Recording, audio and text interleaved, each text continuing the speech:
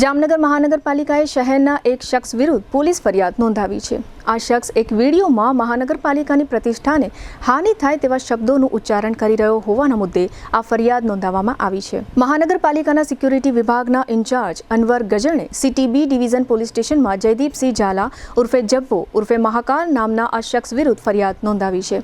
આ વિડીયો ગાંધીનગર નજીકના મચ્છરનગર વિસ્તારમાં ઉતારવામાં આવ્યો છે। કોર્પોરેશનને નોંધાવેલી આ ફરિયાદમાં જણાવ્યું છે કે આ વિડીયોમાં જામનગર મહાનગરપાલિકાની પ્રતિષ્ઠાને હાનિ થાય તેમજ મહાનગરપાલિકામાં કામ કરતા વિવિધ કર્મચારી અને અધિકારીના ટેકનિકલ યુનિયનના તથા આ જૂથ સિવાયના જામનગર મહાનગરપાલિકામાં ફરજ બજાવતા અન્ય કર્મચારીઓના સમૂહની પ્રતિષ્ઠાને નુકસાન પહોંચાડવાના ઈરાદાથી આ અપશબ્દોવાળો વિડીયો વાયરલ કર્યો હતો।